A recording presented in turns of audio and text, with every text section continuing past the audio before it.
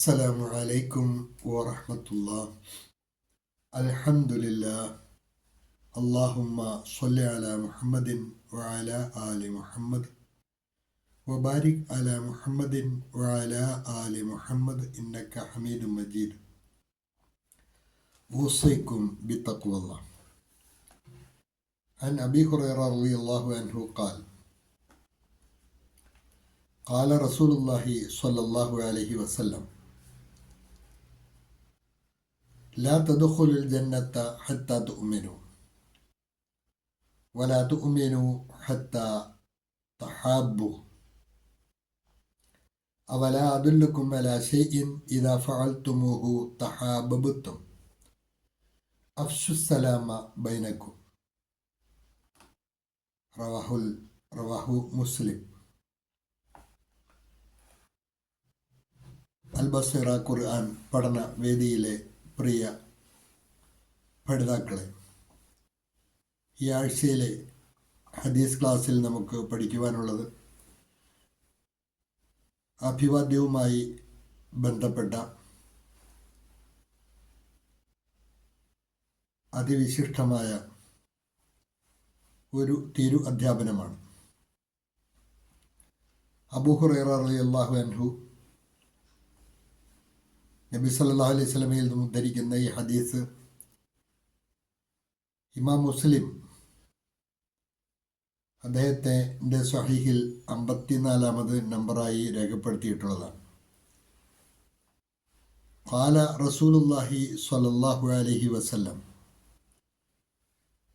അള്ളാഹുവിൻ്റെ റസൂൽ സല്ലല്ലാഹു അലൈഹി വസല്ലം പറഞ്ഞു, ലാ തദ്ഖുലുൽ ജന്ന, സ്വർഗത്തിൽ പ്രവേശിക്കുന്നതല്ല, ഹത്താ തുഅ്മിനു, നിങ്ങൾ യഥാർത്ഥ വിശ്വാസികളായി തീരുന്നത് വരെ, വലാ തുഅ്മിനു, നിങ്ങൾ മുഅ്മിനുകളാകുന്നതുമല്ല, ഹത്താ തഹാബു, നിങ്ങൾ പരസ്പരം സ്നേഹിക്കുന്നത് വരെയും. അവലാ അദുല്ലുക്കും അലാ ഷൈഇൻ, ഞാൻ നിങ്ങൾക്കൊരു കാര്യം അറിയിച്ചു തരട്ടെയോ, ഇദാ ഫഅൽതുമുഹു, അത് നിങ്ങൾ പ്രവർത്തിക്കുന്നതായാൽ, തഹാബബത്തും, നിങ്ങൾ പരസ്പരം ഇഷ്ടപ്പെടുന്നതാണ്, സ്നേഹിക്കുന്നതാണ്. എന്നിട്ട് റസൂലുള്ളാഹി സ്വല്ലല്ലാഹു അലൈഹി വസല്ലം പറഞ്ഞു, അഫ്ശുസ്സലാമ ബൈനക്കും, നിങ്ങൾക്കിടയിൽ സലാം പ്രചരിപ്പിക്കുക.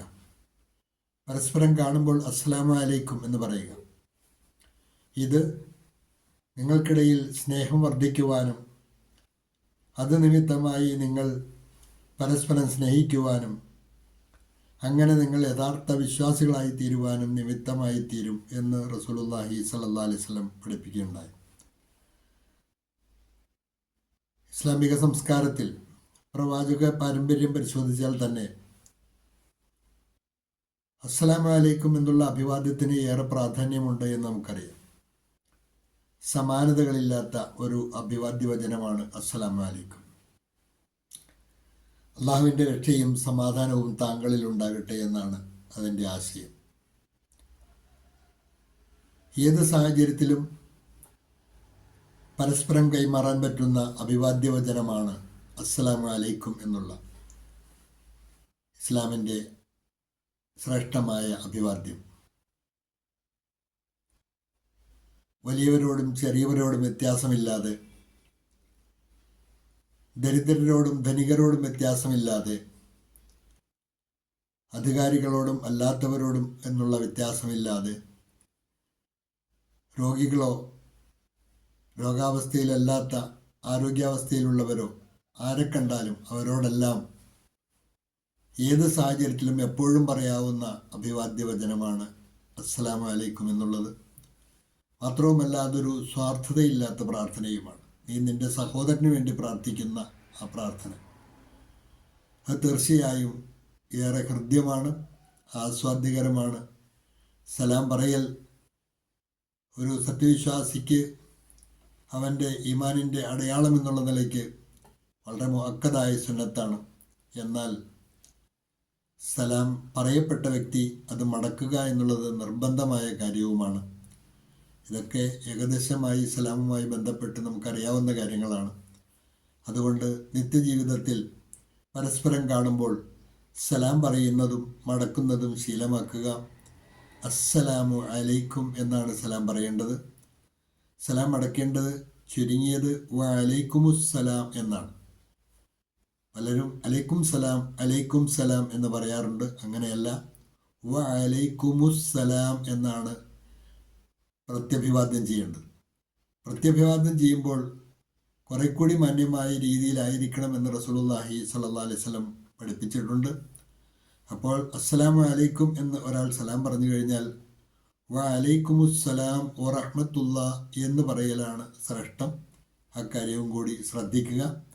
അതുപോലെ തന്നെ സലാം പറഞ്ഞ വ്യക്തി ഉപയോഗിച്ച ശബ്ദം, അതിനേക്കാൾ അല്പം കൂടി ഉയർന്ന ശബ്ദത്തിലാണ് സലാം അടക്കേണ്ടത്. അത് കൂടി നമ്മൾ ശ്രദ്ധിക്കുക എന്ന് പ്രത്യേകം ഉണർത്തുന്നു. ദീർഘിപ്പിക്കുന്നില്ല. അള്ളാഹു അവൻ്റെ യഥാർത്ഥ ദാസന്മാരുടെ കൂട്ടത്തിൽ നമ്മെ ഉൾപ്പെടുത്തി അനുഗ്രഹിക്കുമാറാകട്ടെ. വാഖിറു ദഅ്വാന അനിൽ ഹംദുലില്ലാഹി റബ്ബിൽ ആലമീൻ. അസ്സലാമു അലൈക്കും വറഹ്മത്തുള്ളാഹി.